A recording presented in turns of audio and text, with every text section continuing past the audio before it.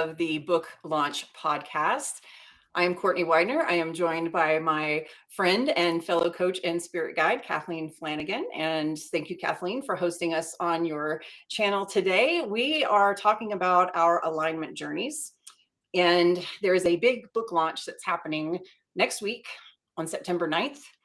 Infinite Impact, the anthology, first anthology book, Infinite Impact Stories of Alignment, is launching next Tuesday. And Kathleen and I are two of the 12 contributing authors to that book.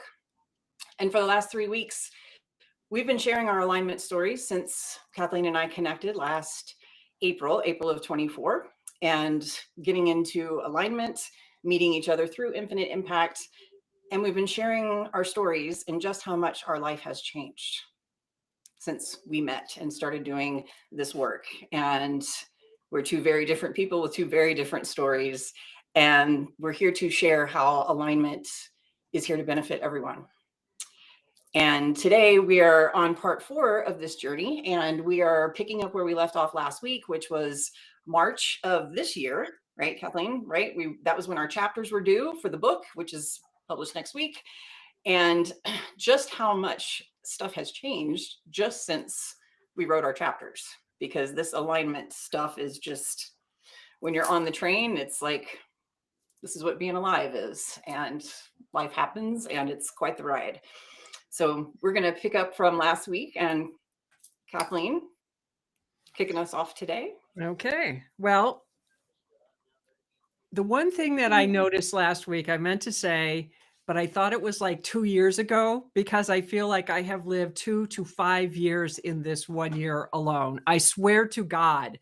Right. And because when I canceled everyone on my show, that January, I had over 6,000 downloads on my podcast, and was like, whoa. But see, I thought that was like 2 years ago when it was this year. So, I'm serious. I'm losing my mind, folks. That's what it feels like.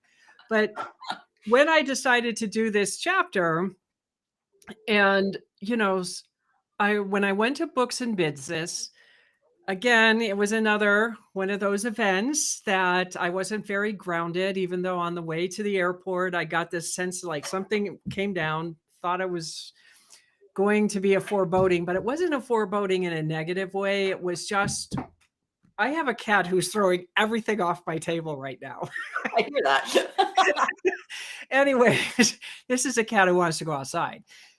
So anyways, when I went to this event, the thing that came up was, aside from just being really connected with spirit, and I had a parking lot story that people thought I was crazy, but there was so much truth in it, especially at DIA, at the airport at spring break, and finding a parking space, seriously. And I found one up really close, which, I was just guided by spirit. But at that event, when I got up to do the 3-minute speech, I was one of your last ones. I think I was like the second to last person to go, because I just didn't know what to talk about. I wasn't getting anything. I was listening to everyone. And I got on that stage and I talked about my chapter in a way that I saw it in a totally different light, because, and I talked about this on my podcast also, is that I was this happy-go-lucky little girl. My uncle told me that I used to go up to everyone and give them great big bear hugs when I saw them, because I love my relatives so much. And I was everyone's favorite. I made everybody feel good. And when he told me that story, and I'm thinking, do you have the right person? That is not my life. No, I'm sorry. And then as I sat with it, it was like, well, I kind of remember that little girl, sort of. And it came out on the stage, where I was doing everything to hold back sobbing on the stage, because as I'm talking, and we have 3 minutes, and we're going to be held or we're going to be gonged off. And God knows I don't want to be gonged off. I did find out later that because of what I was saying, and to the depth of what I was saying, that I was not going to get gonged off the stage, because it was so profound of this love, that I came back to love. I didn't know that's what I was missing. And I saw this whole roundabout thing like this about, I had to take a detour to get to where I am today. And the only way I could get to where I am today was taking that detour. So that was very profound for me. And I ended up going back into another deep silence again. I'm like, oh my God, I've got to make money. I can't handle this PhD and surrender anymore. And I started having stomach issues. And I thought it was because I was on this high protein diet. No, that wasn't it. It was my father. So I had a dream about my father, and he did his thing, where he was attacking me. And I always knew that when my father died, I would know when he's ready to die. That never entered my consciousness, and my father died 2 weeks later. And it was one of those things that I called my sister. My sister called me like that Friday before he died and said, Dad's in the hospital. He's not eating. He's not drinking. Nicole's worried. I'm just letting you know, but I think this is another, he's crying wolf again. I said, okay. So I didn't think anything of it. Totally disregarded it.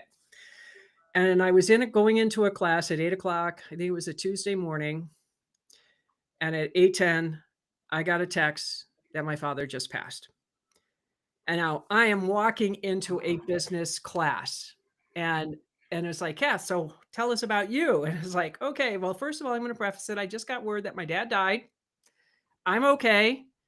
I don't even know how to handle this gambit of emotions that just flared up because I did not expect anything like that to happen. And it was complicated because this is a perpetrator and he died.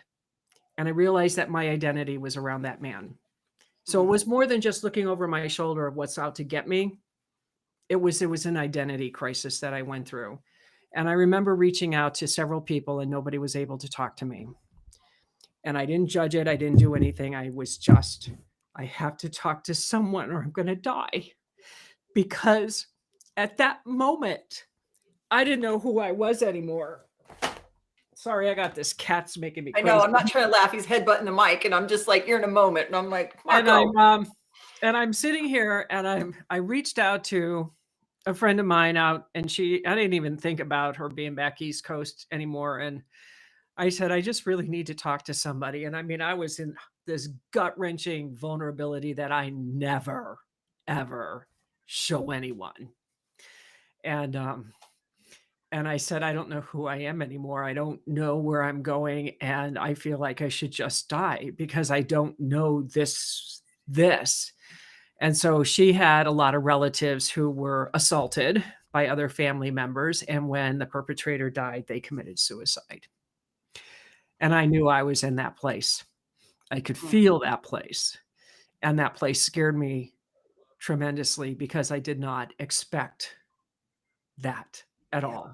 I mean, you plan, you think all sorts of things, and she said, this is more common. This is a statistic that when a perpetrator dies, the victims will usually commit suicide because their identity is associated with that person. And I would never have believed that if I hadn't lived it. So I got through it and there was all this pain. I mean, just the unplugging of my father and all the stuff that was going on. And, because I'm so connected to spirit, I started to see when we were sitting at the table, creating the contract and all that. And there's so much more to do on just finishing up this thing with him. But it's been an emotional gambit. So I talk about all this on my show, right? And then in June, I'm one show shy of doing 2 years and the show shuts down and it files bankruptcy. Nobody knew about it, that it was coming. And again, I lost all sense of identity. I didn't know who I was. I didn't even know if it was worth doing the show because I was seeing, I had over 41,000 downloads, but see, that didn't mean anything to me at that moment. Right. And I had to, my brain, it was almost like my brain just melted at that moment. Like I couldn't take anything else on. My car died. Nobody knows why my car died. Now we know why it died. It only took us 3 months to figure it out, but we figured it out finally. But it's been sitting in my driveway for 3 months because it died. And that's like what I did. I felt like I died. There's a piece of me that died within this. Yeah. And I sat there for like a week and nobody was around to talk to me. Nobody. And I'm thinking, I don't know what the fuck this is about. And it's okay. God knows I'm the Lone Ranger. I can handle this. But see, this is my attempt of wanting to come out to share and let people in. And nobody wanted to come in because, I go down pretty dark. So when I'm in this dark place, it's pretty dark.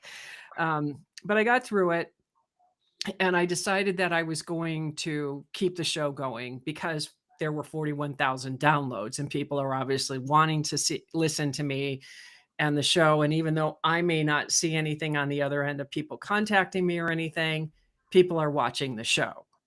And it's just a matter of time. So I decided to do that. And I got into like, how do I do the front end of a show? And so when I got my mushy brain came back, I just focused in on getting it back. But that's the whole thing about just being in alignment. And, there's rage inside of my body right now. I may not look like it or show it, but there is a rage. And I know that this is more stuff surfacing. It's more release coming up. And I understand that. It doesn't mean it feels good. And I'm not beating anybody up or screaming at anyone. It's just that there's like all these things are coming towards me where it's like pick at her, pick at her, pick at her, pick at her. And I know there's more of this is grief with my father. There's some of that's in here too, because, even though I'd like to say I'm over it, I'm so not over it. I've learned not to say that because then I get blasted. So I don't want to do that. But the whole point is that a lot of things shifted and changed since this chapter came out. And I remember we had to do a final read, and it was my father died the day before on the final read. And I just remember it's like somebody changed my short story. It got changed because something got flipped around and it changed the entire context. And I remember calling Courtney and I was raging. I was crying and I was raging, and it had nothing to do with the book. It had nothing to do with anything other than I felt like somebody was taking my voice away from me because I was never allowed to speak. Now, that's not what happened, but it's what I was triggered into. Yeah. And so I reached out because everybody in the final phases of the book were not in town. And I'm like, this story can't go this way. And again, I was invited not to put the story in the book. And it wasn't about the story not going in the book. It was about the story being right, that it was mine. So Aiden at that point said, don't you think your father, it was a was? And I said, he was still alive until yesterday. It was an is until today. And now it's a was. And he got the message. I didn't say he died, but he picked it up that he had died, because I'm not going to say that this man was dead, past tense with a was when it was an is. And so he helped me finish the last of my book, my chapter, because I couldn't write it anymore. There was so much pain and stuff coming up, and then this feeling of this complicated emotion of a death experience of a perpetrator and knowing as a little girl who always wanted a father, it was not possible. I mean, I couldn't, and I realized I dreamt for this my whole life, and it was dead. Everything about that was dead. And that's why there was a part of me that wanted to die as well. So yeah, so when I'm struggling right now, it's not over piddly ass shit. We're talking serious, complicated stuff. And that's what this alignment did. I am so grateful that I did this because of the tools and to face this darkest time of my life that I didn't even know, because it perpetuated into suicidal tendencies, because that's when my father started lusting after me. I mean, it was like one thing after another. And the last time I talked to that man over 30 years ago, it's just sickening. It was just sickening the way he talked to me. It's like, I am your fucking daughter, and I feel so angry at times that I have emotions for that man. I own it. So I come back to, what are you really grieving? I never had a father. That's what I grieve. And that's probably what I'm feeling angry about. And it's okay because I've been sitting with this feeling for like 2 weeks of like, what the hell is going on? And I think it's this because this book is ready to launch. And I'm going to be so exposed to the world in a way that I have never let anyone see me. And I know that this story had to be put out there. And I know that my life will change once this book is launched. And I'm okay with it because at least I have a few decent friends that are holding me up while I'm struggling through this.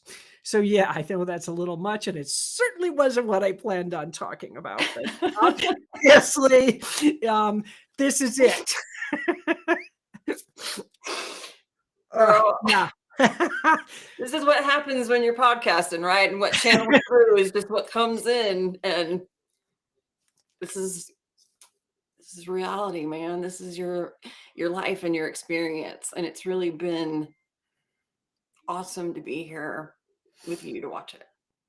Like, thank you. because this has been one fucking hell of a year for you. Like the shit you've been going through, girl. It's like my shit feels like small potatoes compared because you're dealing with like massive like parental ties and cords and energies and all this kind of stuff. And I'm just like, I just got some marriage things going on over here. You know, it's like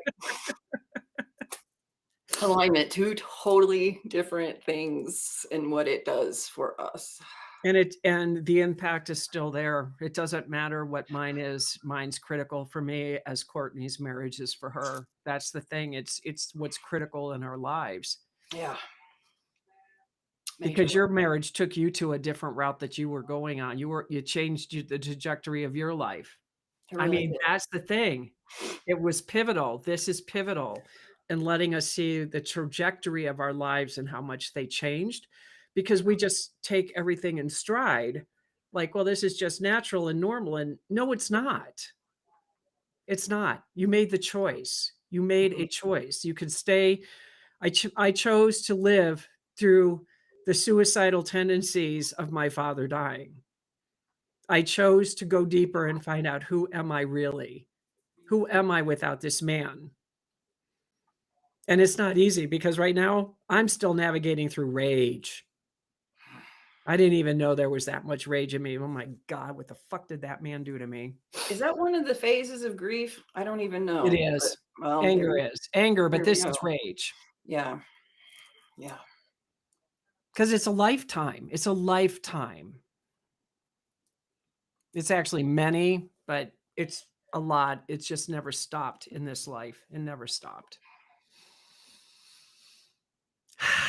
Just breathe through it. That's all you can do. Girl, is just I'm breathe telling through you it. what, like I just got to have a second reset from that because you just really got me on my feels, man. And I'm like, what was I going to talk about today?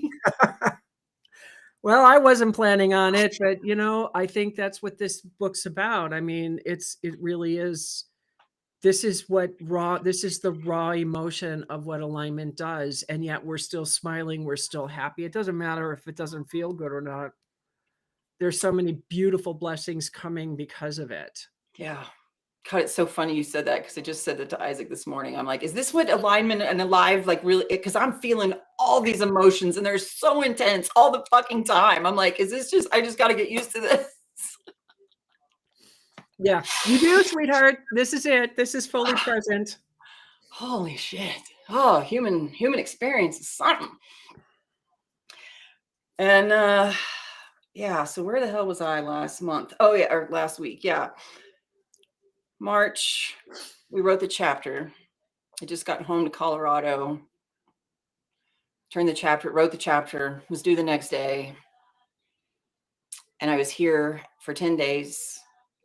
And then I got called back to Texas for an indefinite amount of time to help a friend, which Ben and I had already had a 2.5 month long separation, January to mid-March. And now we got 10 days together. And now I was going to be going away again. And we didn't know for how long. And this was, again, another agreed separation. Like he understood that where I needed to go, where I was needed. And he was totally okay with it. And that turned into another month and a half, almost 2 months, that I was in Texas, continuing to do my work, my self-exploration, right? I'm still in the phase of, I don't know what to do with my marriage. I don't know if this is going to work out. I don't know if we're going to be able to close this gap. I don't know. I don't know. I don't know if I should leave. I don't know if I should stay and ask for more, like somewhere else. Like I had all of this shit swimming. And so I was still in the space of, I'm not clear enough to make this decision. So I need to keep digging into me and exploring myself and knowing myself and learning all the shit that I've never unpacked before, right? I got this whole femininity box that's been locked in a trunk here. And I'm like, I got a lot of shit to figure out. Like and I'm still on this path, and I'm doing my coach training. I'm still in Levin Life Coach Academy, and I'm got my own practice clients going on. So I'm now like living the coach life and doing the thing. And I'm like, where was I a year ago? God, just a year ago, I wasn't even thinking about being a coach. Like it wasn't even on my fucking radar. Like, and about mid-May, it was decided that I would be coming back home to Colorado. And it felt really weird.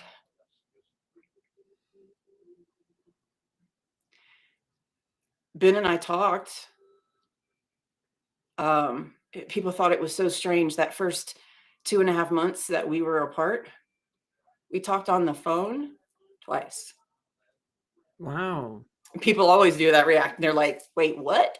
And I'm like, yeah. And the first time was only to help me cancel a Roku thing. And the second time was because I wanted to call and cheer him up because he was looking for a job and he wasn't getting hired on his interviews. And I'm like, he needs a little pep talk, like a little pick me up, right? So I just wanted to call and cheer him up. But we text every day. And our relationship started as a 9-month long distance relationship because I was in Texas and he was in Vegas. So us communicating via text is like normal. It's like we're in the room talking to each other. So it's constant. But talking on the phone, I only heard his voice twice in 2.5 months.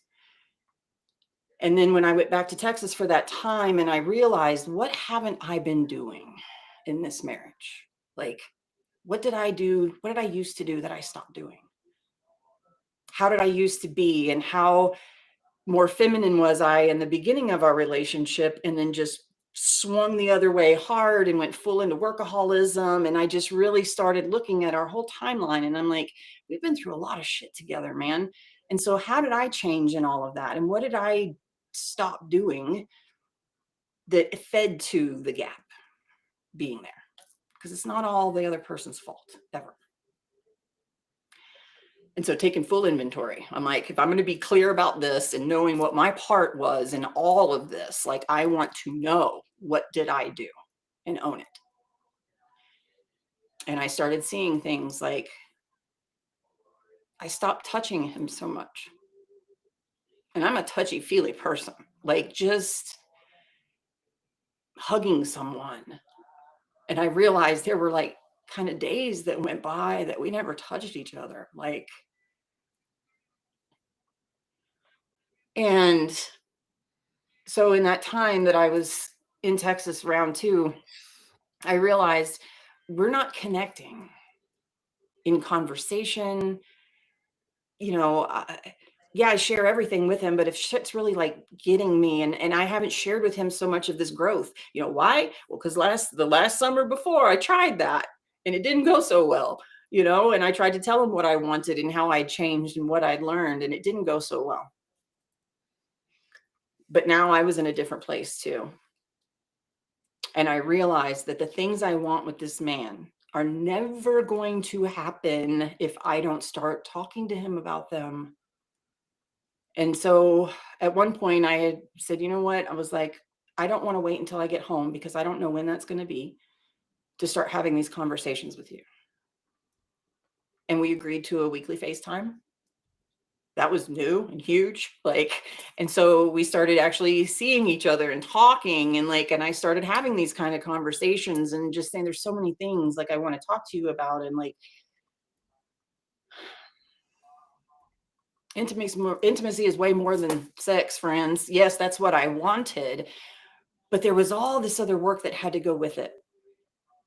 And about this time, we're coming up on the summer solstice. Like I come home. Okay, so fast forward a little bit, right? I'm coming home. It feels weird. I've been away from this man for so long.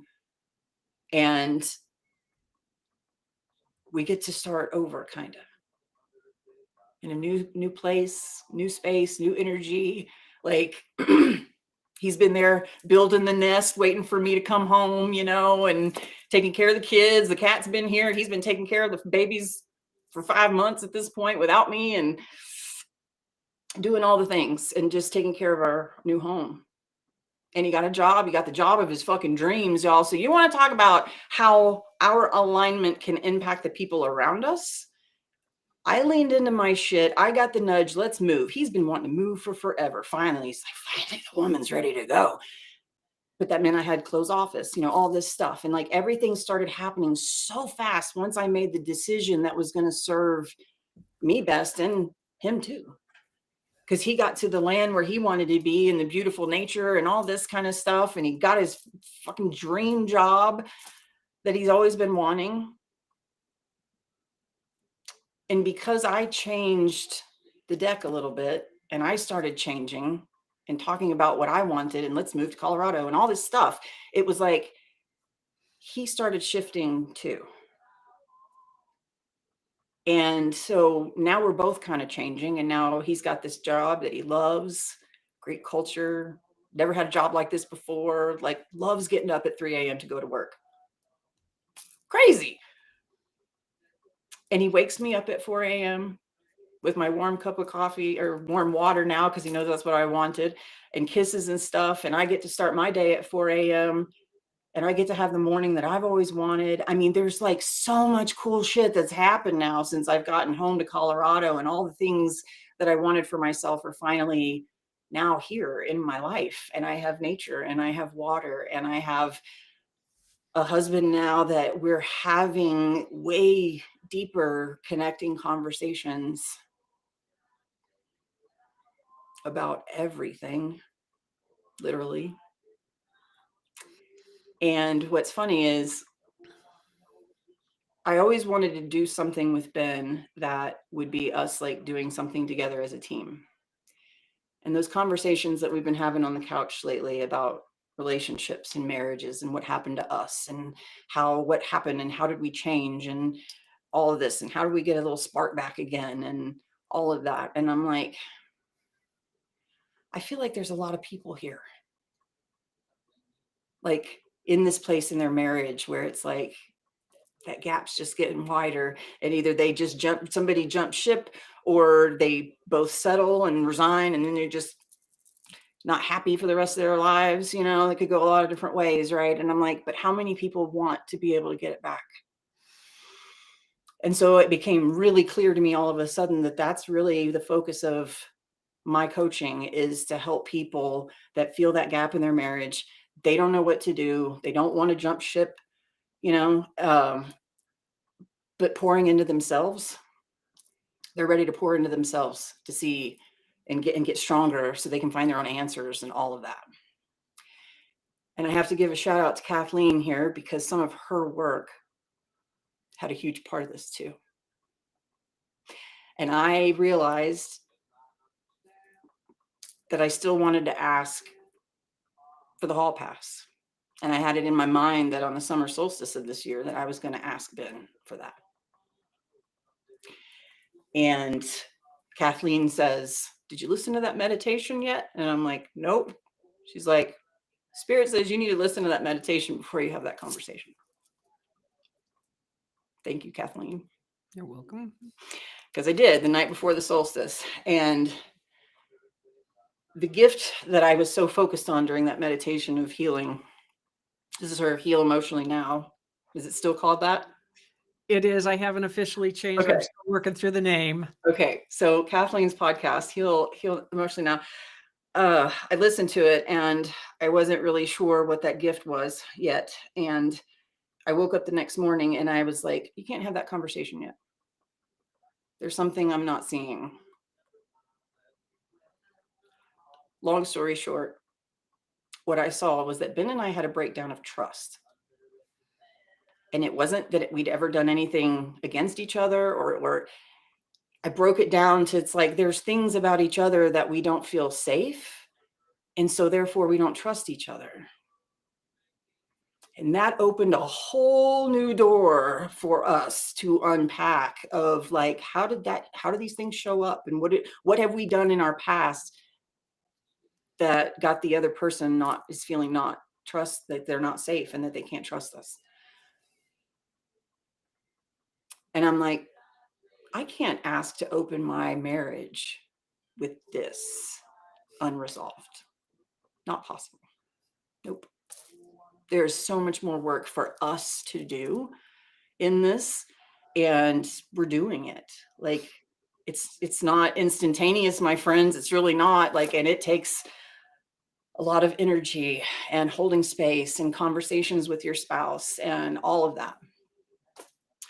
So long story short, I have a dream and a vision, which Kathleen knows, and I want to start my own podcast. And pretty sure it's going to be called The Alive Revolution, because that is also my movement and how I want to help guide people into finding their alignedness, their alignment and their aliveness in their life. Hence the new business, Aligned and Alive. Because I know that once people start pouring into themselves like I did and figuring out what self-care and self-love actually looks like,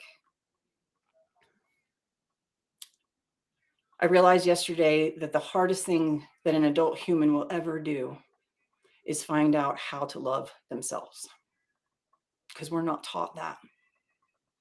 So now as adults, we get to learn how to be selfish with self-care and all those things, and putting ourselves first and loving the fuck out of ourselves so that we can rock this life.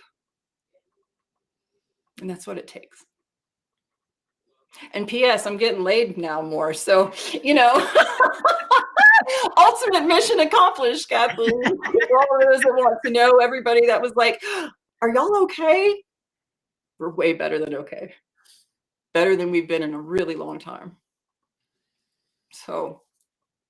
And it takes those hard conversations, and it takes, what is your intent behind it? What's the ultimate goal that you want?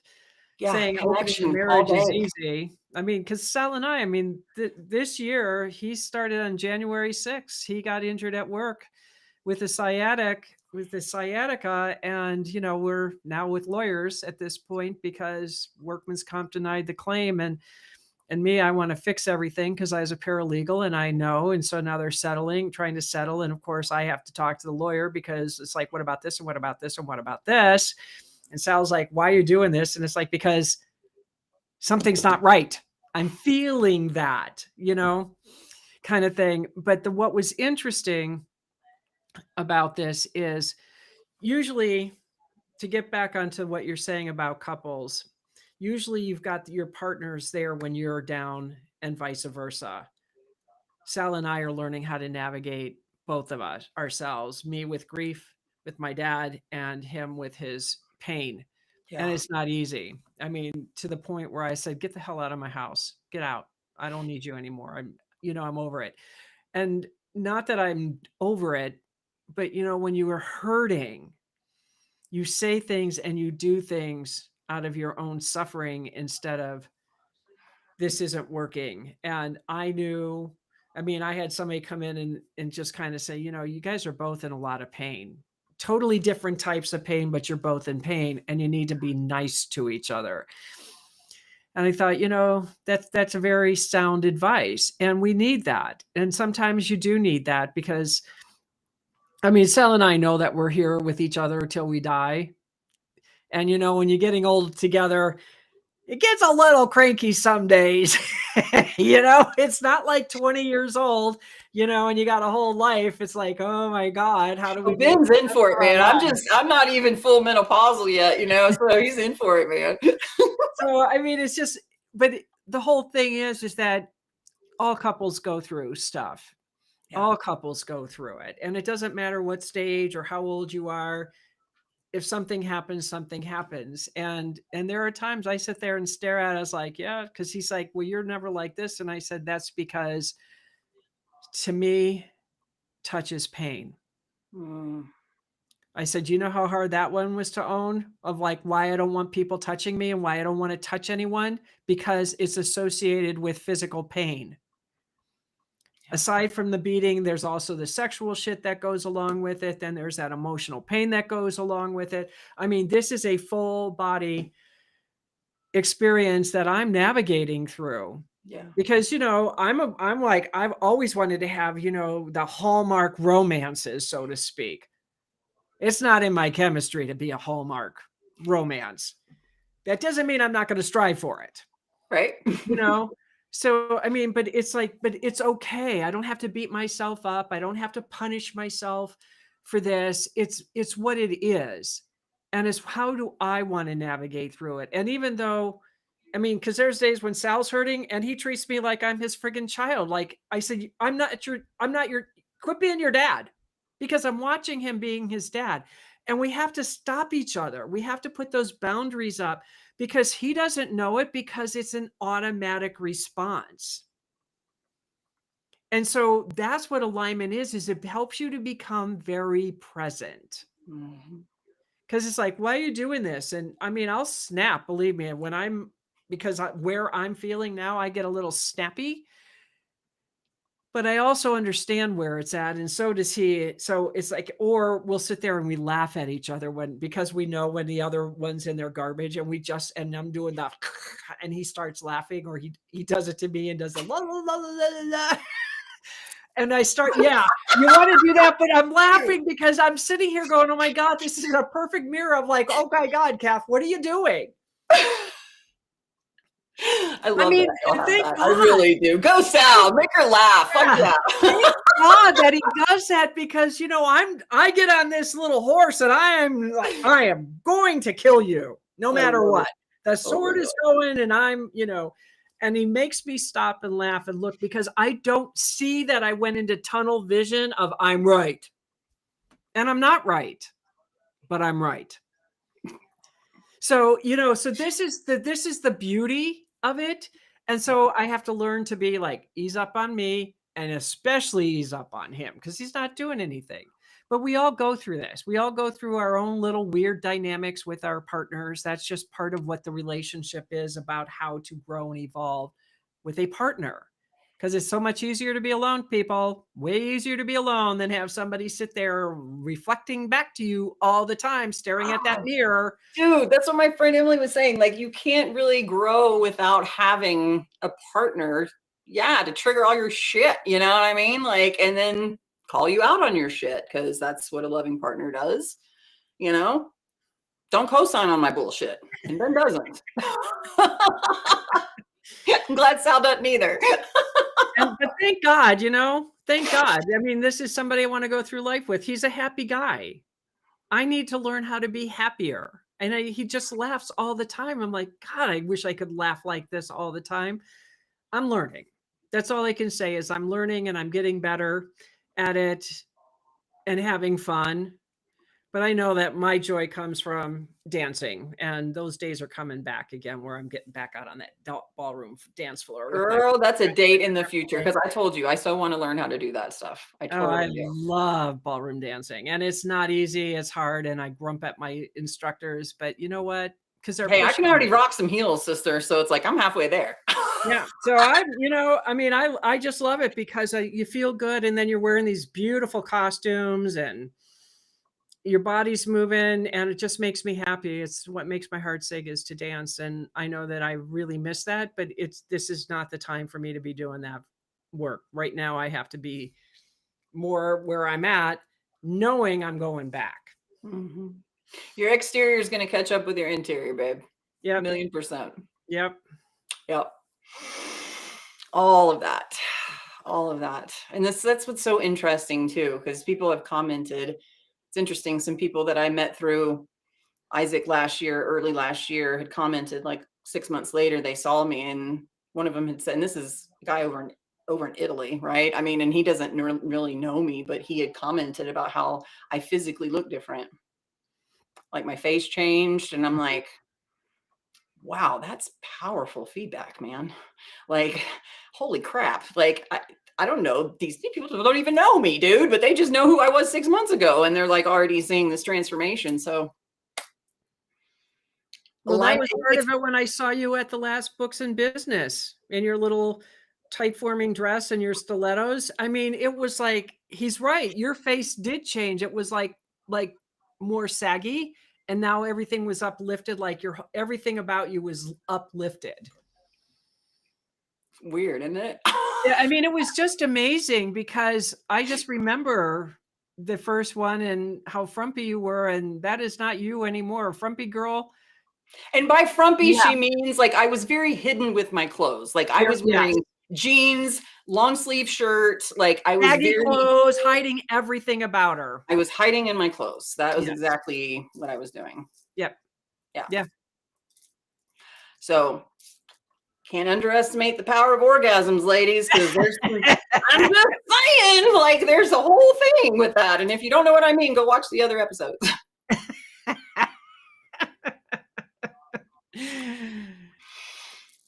Self-care, ladies, self-care. Yeah, I probably got a book in there about that too. Now that I say that, I'm like, oh, I'm getting a download about another book. Okay, there's something. Anyway, I know we're about running out of time, and I really wanted to end this episode with some gratitude moments here. We've been talking about our stories for the last 4 weeks, about the last year and a half, really, as long as it's been, or even not even, shit, a year and 4 months. And really, the biggest gratitude I have right now is for Amber Vilhauer. Because if not for her, Kathleen and I would not have met.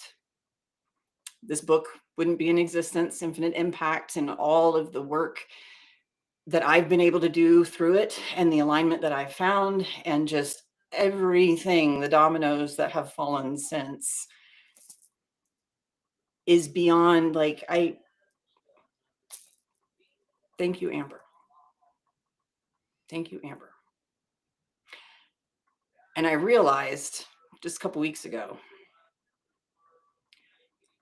that I owe Amber gratitude for everyone that has come into my life, including Isaac and Rusty, because she made the connection back in 2020, 2021, and put Isaac with Ivan. And that's why Isaac is in my life, because of Ivan Meisner and Rusty and you and Bahare and Katrina and like just April, every awesome person that is in my airspace today is because Amber is a master connector.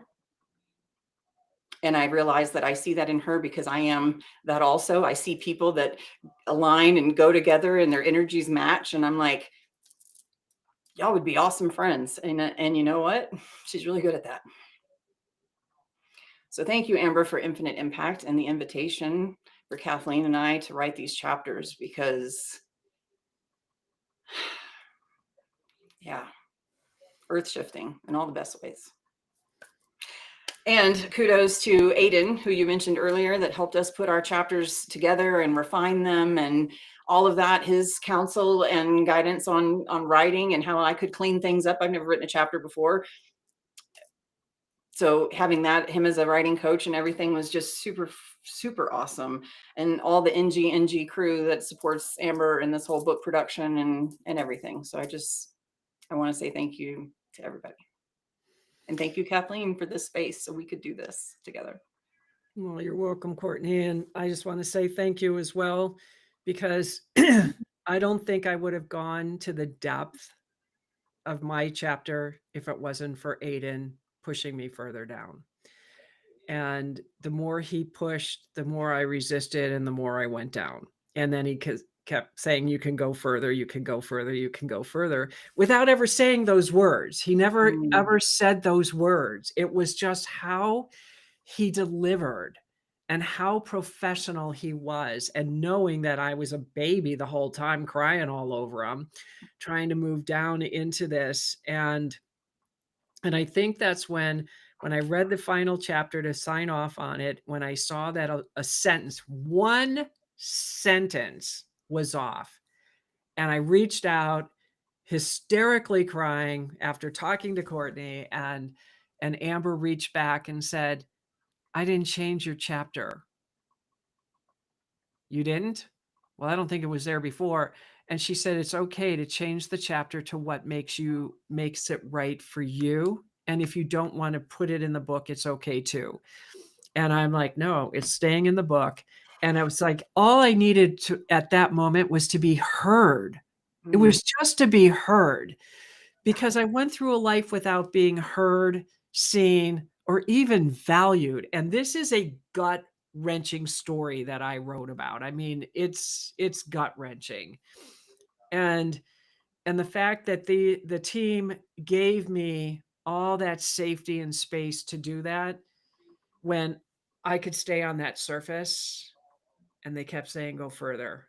And it was hard, and I did it. So I want to say thank you for that, because Amber coming up with Infinite Impact, I show back up in her life after 12 years. I come back into her life.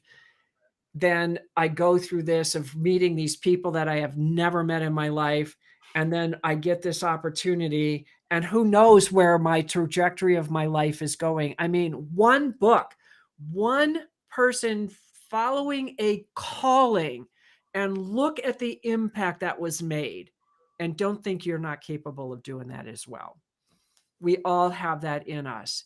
It's just finding what that is that brings your voice, that touches the people that need to be touched. And if this isn't a leadership in a way that I have never seen a leader, more power to Amber for doing what she's doing, because this is not easy work. What she did, what she brought forward was not easy, and she did it anyways. And what we know, she cried through the whole thing too. Mhm.